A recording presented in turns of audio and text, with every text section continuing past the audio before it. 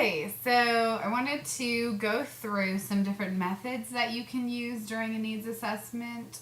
These are just really the top ways of conducting needs assessments. And I'll just walk you through some of the pros and cons of each that you can use when you are designing your own needs assessments, both for your exercise and for your final project. So, one way of conducting a needs assessment is through individual interview. You can talk to somebody face to face or over the phone. This can work well, especially if you're going to have a smaller group. Or I would even say if you're going to have a group of up to 30, you can talk to some specific or particular individuals. You want to try to talk to a representation across different roles and responsibilities. If you're talking to a group at a company or any other splits that make sense, just try to talk to like a representative from each of these different groups that you've identified as important. Some of the pros of the individual interview are you can have some real honest and frank conversations. Folks tend to be, I've found, pretty straightforward with you. They feel like you're sort of an external person. They understand that you're trying to help them. And you kind of walk them through what you're doing and what you're trying to do, and laying out any confidentiality statements, letting them know that you're going to put together a report or how you're going to use this information, who it's going to get to. And I usually tell people that I won't be using names unless they're comfortable with me using an example, and I can ask them that at the time.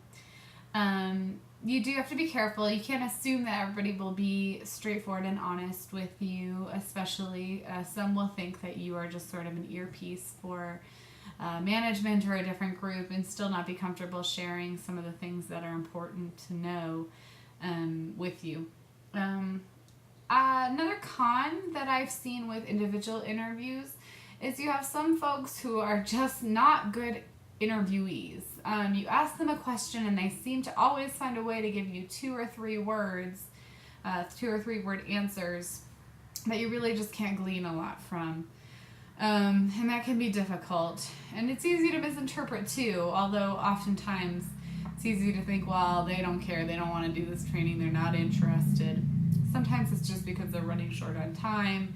They're still not quite sure what this training is about. Nobody's given them a background. You did, but they're still not quite sure what your role is or what you're doing.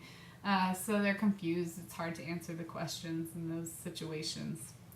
Although if you sense that's happening, I would take the time to explain to them more what you're doing. Let's see, if you get too many individuals, like say you're doing a training of 30 and you interview 30 people, that can be a lot to compile and a lot to really condense down into something that you'll use for a report. That's why generally I would want to talk to around 8 people for a group that size. And that seems to usually be a solid representation of the different groups. One thing I'll ask the people who are identifying who I should talk to, whether that's leadership or a champion group, it's kind of what I call the group tasked with finding a trainer. I totally just blanked on what I was going to say. Oh, I will ask them to identify some people who are going to be very excited about this training and some people who are sort of your curmudgeons, for lack of a better word. Those people who are not going to be very excited.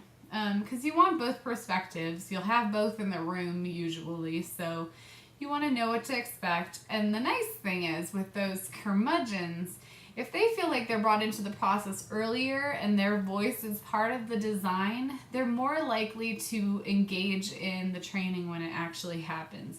They feel like they were a part of creating it. You sought their advice early on, and sometimes they create your biggest advocates for the training after they really understand that you took the time to understand what was going on and to design a program that really met their needs. So that's another pro. Let's see. Focus groups are another way to do it. Again, Sometimes you can get a very honest and frank group. It can depend on whether that group's worked together before or if you've just kind of pulled a random group together to serve as a focus group. It can be nice to reach some gentle agreement or some consensus on some areas. Sometimes when you talk to all these individuals, it's hard to know what the consensus would be since you just got a bunch of individual opinions. But if you have them working as a group, you can design actually that focus group so that they are coming to kind of some gentle agreement, like this is what we need, this is the most important, this is the priority, this would be nice, but we don't need it at this time, and that sort of thing. The other con is when you get a focus group, I think I went through the rule of 4 with you before. The rule of 4 is you get over a group of 4, or you get a group of around 10 people together, and 4 people will do 80% of the talking. And I'm sure we've all experienced this being in classrooms or meetings or what have you. It's easy to lose some voices. So a couple things on that. That can be a con. It can take some more active facilitation, but sometimes you just lose some of those voices that are more comfortable talking one-to-one or more comfortable filling out a survey or writing down what they think of something. So something to consider. A survey is another way to do a needs assessment. This works well for big groups, unless I tend to be an open-ended question kind of person, so I oftentimes end up with a whole lot of work afterward trying to compile all of those individual responses. I feel that surveys, another con with surveys, are the information you get is really limited.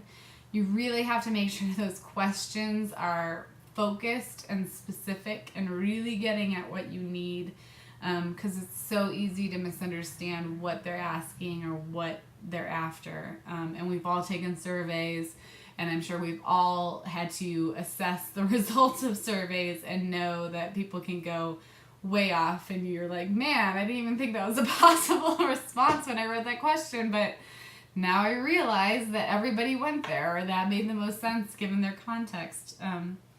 So that can be difficult, but it is nice because then you've gotten everyone's response.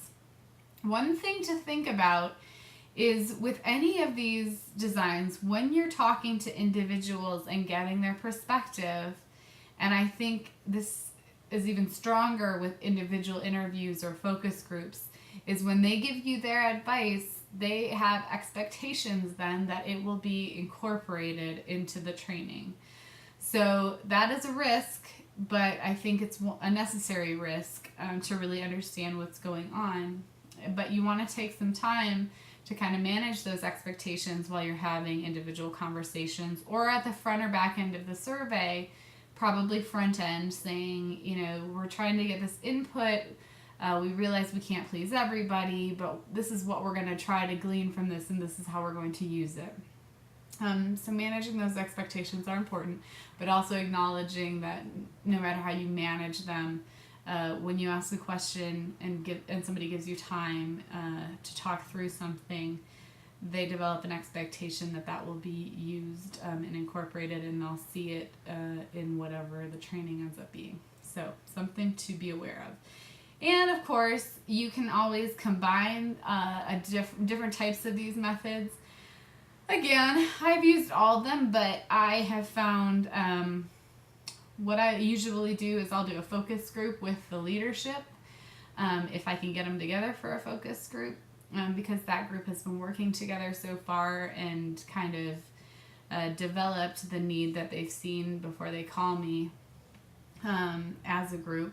So it makes sense to keep talking with them in that way. And then I'll do individual interviews with some of the prospective learners. So that is how I generally conduct the needs assessments, and some of the top methods for conducting the needs assessments. So I will pause. We'll go to the next video and talk about learning outcomes briefly.